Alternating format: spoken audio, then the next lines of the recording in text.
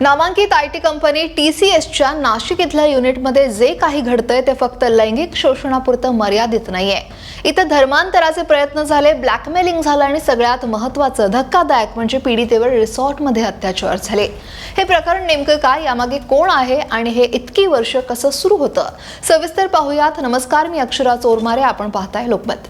नाशिकमधल्या TCS ही company सध्या एका मोठ्या वादळात सापडली आहे. गेले काही दिवसांपासून इथं महिला कर्मचाऱ्यांवर होणारे लैंगिक अत्याचार आणि कथित धर्मांतराच्या प्रयत्नांमुळे खळबळ उडाली आहे. या प्रकरणी आतापर्यंत 9 FIR दाखल झाल्यात आणि यात 8 महिला आणि एका पुरुषाचा सुद्धा समावेश आहे, ज्यांच्या धार्मिक भावना दुखावल्या गेल्याचा आरोप आहे. पोलिसांनी 6 आरोपींना अटक केली आहे आणि एका विशेष तपास पथक म्हणजेच SIT या प्रकरणाचा सखोल तपास सुद्धा करते. या प्रकरणात खरं तर समोर आलेली माहिती अत्यंत धक्कादायक आहे. पीडित महिला कर्मचाऱ्यांवर 2016 ते 2022 या काळात वेगवेगळ्या प्रकारचे अत्याचार झाले.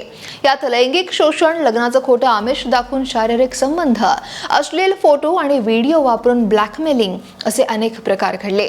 पण याही पुढे जाऊन काही पीडितांना रिसॉर्टमध्ये नेऊन त्यांच्यावर अत्याचार करण्यात आल्याची माहिती सुद्धा आता समोर येते.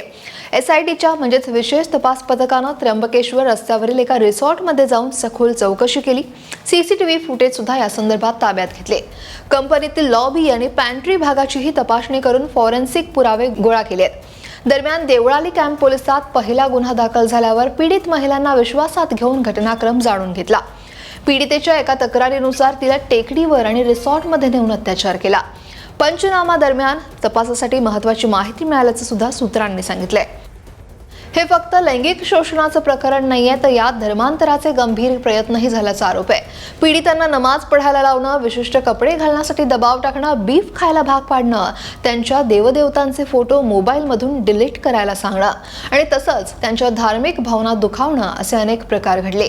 कामाच्या ठिकाणी वरिष्ठ पदांवर असलेल्यांकडूनच हे प्रकार घडले असल्यानं या प्रकरणाचं गांभीर्य हे खूप जास्त वाढलंय. सर्वात गंभीर बाब म्हणजे यातील अनेक पीडितांनी HR विभागाकडे सुरुवातीला तक्रारी केल्या, मात्र त्यांच्या तक्रारीकडे दुर्लक्ष करण्यात आल्याचा आरोप सुद्धा होतोय. कंपनीतल्याच एका ऑपरेशन हेड आणि पॉश कमिटीची सदस्य असलेल्या अश्विनी चेनानी हिच्यावर सुद्धा याकडे दुर्लक्ष केल्याचा ठपका ठेवण्यात आला. ती सध्या पोलीस कोठडीत होती आणि तिला नुकतीच आता न्यायालयीन कोठडी सुनावण्यात आली आहे. इतकी वर्ष हे प्रकार कंपनीत सुरू असताना कंपनी व्यवस्थापन काय करत होतं असा प्रश्न आता उपस्थित होतोय. आता या प्रकरणानंतर TCSनं कठोर पावलं उचलली आहेत.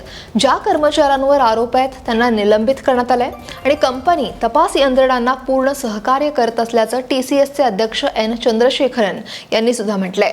तसंच कर्मचाऱ्यांच्या सुरक्षेसाठी 0 टॉलरन्स धोरण राबवलं जाईल असं ईमेलद्वारे कर्मचाऱ्यांशी संवाद साधून स्पष्ट करण्यात आलंय.